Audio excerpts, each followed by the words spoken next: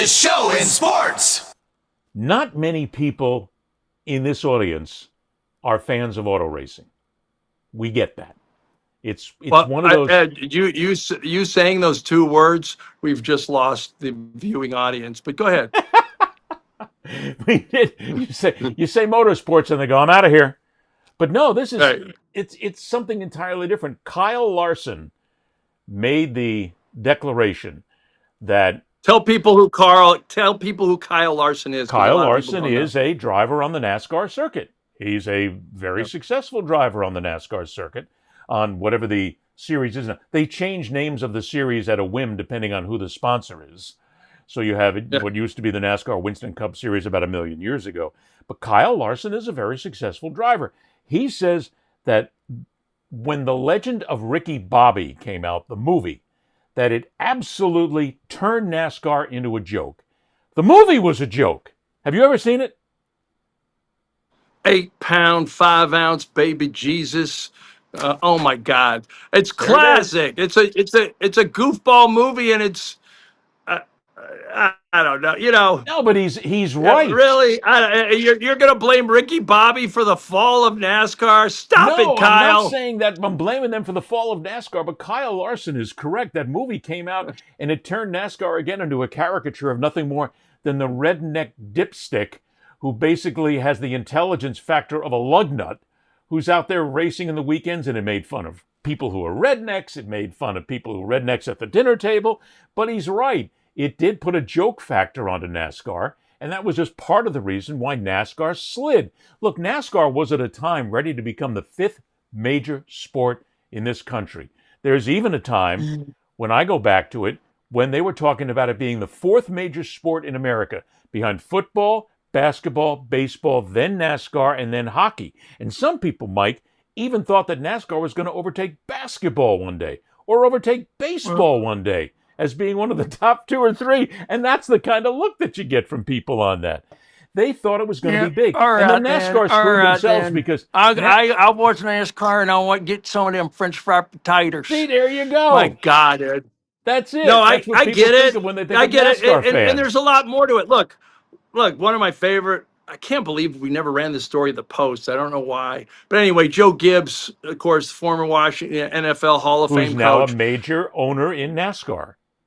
Right, major owner NASCAR, Gibbs Racing. Actually had Joey Logano, who was I think he's still the youngest guy to ever win a NASCAR Series 1 race. I think at 19. But at any rate, I was in the pit at the Brickyard 400, and it was the coolest thing. I had the headphones on, and I got to do, and I got to hear the spotter, like one wide, 2 wide. And it was just so, and there was a science behind it. There was a much more than, but yeah, part of NASCAR culture. It's funny. You would think NASCAR would be on the rebound with the elimination of DEI and the celebration of white culture in America now. You would think Trump would mandate, in fact, that he would send federal troops to stop some of the Formula One racing so the NASCAR could thrive and white culture could thrive again in the South. Hey, there's another thing, Mike. We got to be real careful of that. The next Formula One race that comes to America, you got to be careful. There'll be DEI and ICE agents standing there waiting to go,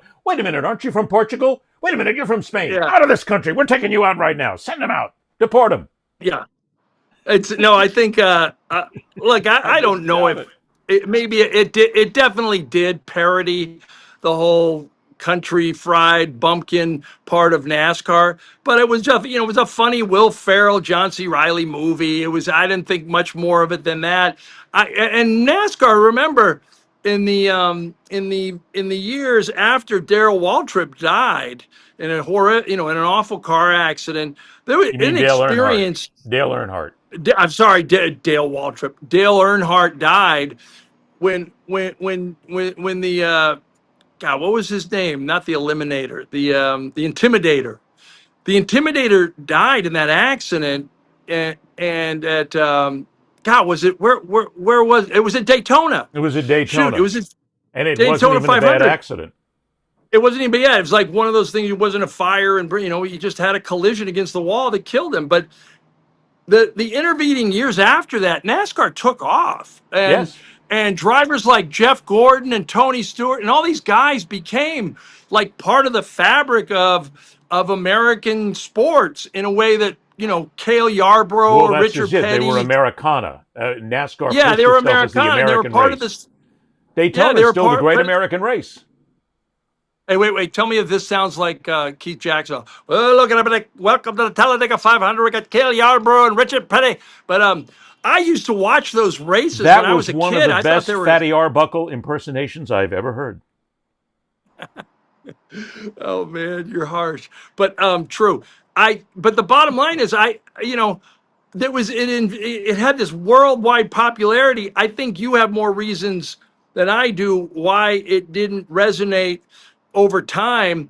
I also think Formula One did something that, and I don't even know that it was their fault originally, but when Netflix asked them to do, hey, we want to do this F1 series where we get into the personal lives of these guys, oh my God, people took off on that. They were like, wait a minute, we're gonna find out who this guy is. Well, we're gonna learn who, I don't know, whoever it is, Michael Schumacher, whoever they did at the time, or who was coming up in F1.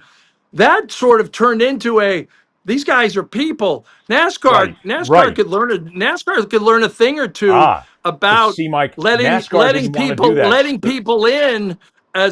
people in altogether.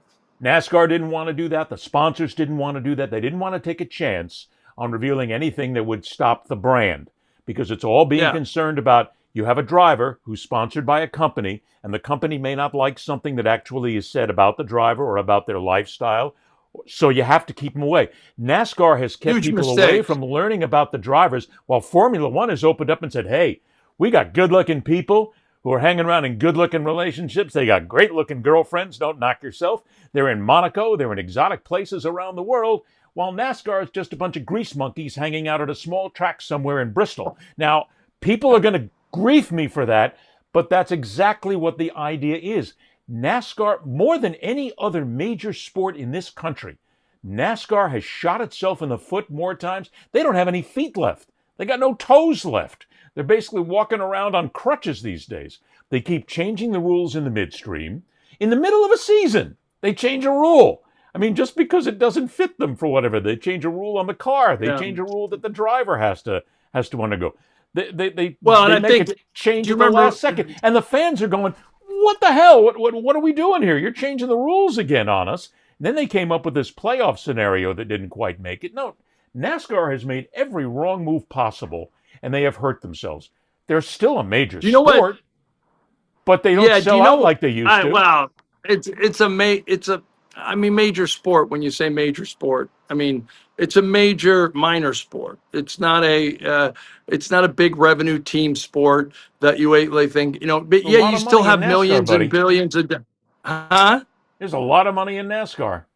I know, but I'm saying like just as a sort of when I say niche sport, like we always give this argument about hockey. I love hockey. I watch hockey, and I got into it because I started covering it, and I got to know the players. If I wasn't, I would have never went to a hockey game. And what was the function of that? Well, it's like. It's like, are people into the big three? Like the 3-on-3 basketball tournament. I don't know. I don't think so. But the bottom line is, it's a niche sport in some ways because not everybody consumes it. That's all, folks.